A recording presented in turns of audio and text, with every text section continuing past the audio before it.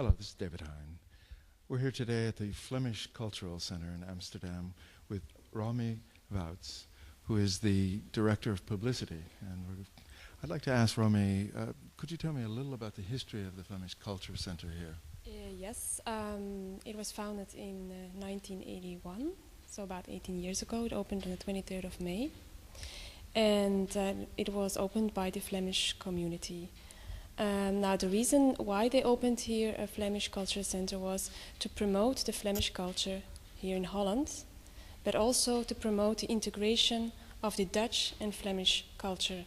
Because in the past, we were one nation, we speak the same language, and there are so many similarities between Flanders and Holland.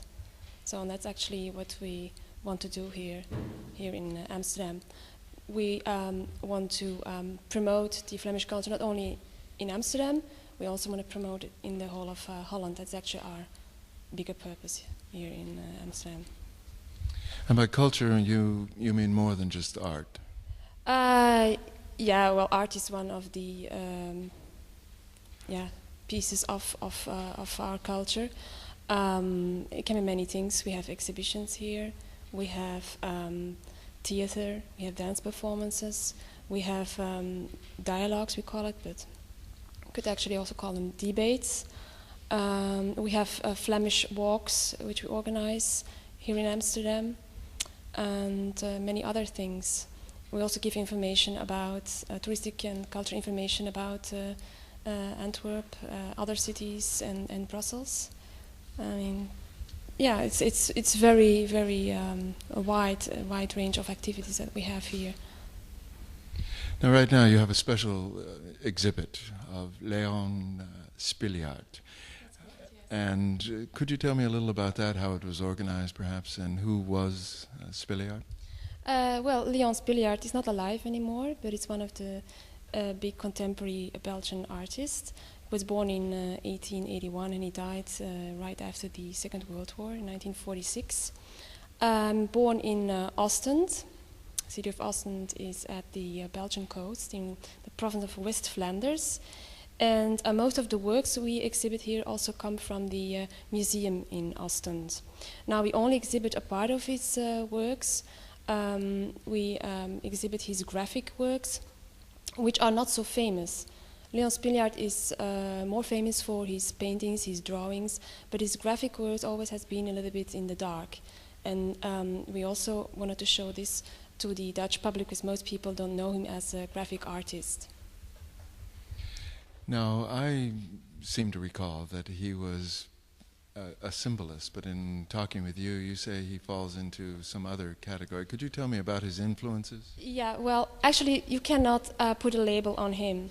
Some say he's a bit of a symbolist. Yes, of course, he has symbolic works of art. Others say he is an expressionist, also true. And some say he's even a surrealist, which is also true. Actually, he has his own style, has been influenced by many different movements, artistic movements. And he is somebody actually who never went to an academy, so he's a self-taught artist, and he has his own style and his own way of dealing with materials, and even his graphic arts, the way he makes lithographs and also other graphic pieces of art. He makes it in his own way, not always in the traditional way. He uses techniques which are very typical only for him. So, yeah. Now, the exhibit that you have now is basically his graphic arts. Could you tell me a little about why that is a little-known part of his work? Well, first of all, the quantity. He did not make that many lithographs, and also, he is also not a pure graphic artist, because what he did with most of his graphics, after they were printed, he enhanced them. He colored them with watercolors, with color pencil. So each work, each print is actually unique, which is not the case in other prints. So if you make a print, normally they're all the same. Okay, the plate, because they make the print with a plate, is unique, but then that plate can be used to make different prints. But he enhanced it. He used watercolors and color pencils to give it color afterwards, and that's something typical of Spilliaert. So he gives this personal touch to each print. And he worked for a publisher when he was young, and he had to make covers and illustrations for books. And that's how he got in contact with many famous writers, symbolic writers, such as Emile Verhaeren, who were also known in the art scene of Brussels and Paris. So from the very beginning, he was introduced to the salons, the art associations, and actually he got a very good start in his career. The beginning of his career already, he exhibited in Brussels and later also Antwerp. But it was actually later, after the Second World War, and actually later, after his death, that he became even more famous, internationally seen. It was in the mid-60s actually that his name became also internationally famous, because it was then that the Belgian surrealistic movement became very well known. You probably heard of René Magritte.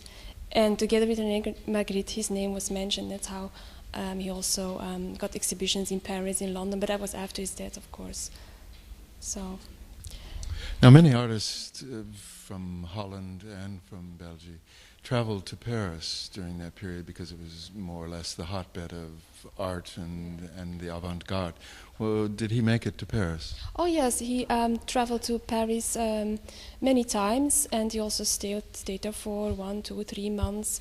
And because of his friends Emile Verhaeren, the writer, he was also introduced to many arts sellers and to the scene. And probably he has also been influenced by Matisse, by Munch, famous Parisian artists at that time. I'm talking about the beginning of this century, the Belle Époque area, actually. Yeah. So definitely has been influenced by the Parisian art scene, yeah. Now I see he's illustrated at one end here a musical score, is it, of Maeterlinck? Or Serre Schode. So Maeterlinck was a poet, and one of his poems is Serre Schode, the warm greenhouses. And Spilliaert was asked to make lithographs for this book. So Spilliaert was inspired by the verses of that poem. And so he made a book of about 10 lithographs, which you can also see in the Flemish Cultural Center. We exhibit them. And actually in that way, they're actually a good example of the symbolic influence Spilliaert has, because they're an interpretation of that particular poem, the poem of Maeterlinck. Then we have another work which is called The Fountain, which is also a good example of a symbolic piece of art. I mean, where you see the symbolic influence in Spilliaert's work. One doesn't know whether it was inspired by a book. I mean, there are a couple of question marks about that work, but when you see it, you cannot say it's realistic or surrealistic or expressionistic. It's definitely a symbolic piece of art. So when can people come and see this exhibit, and what days are you open? We're open Tuesday to Saturday from 10 o'clock in the morning till 8:30 in the evening. And we're also open on Sunday afternoon from 1 till 5. The entrance is free, and we are in the center, in the heart of Amsterdam, about 50 meters from the dam at the Ness Square, which is also very close to the Rokin. So, and I would say, yeah, come. You can't miss it. We already have a lot of visitors, and people are very enthusiastic about the exhibition. Well, thank you very much, Romy, and I've enjoyed talking with you today about the unusual Belgian artist Leon Spilliaert.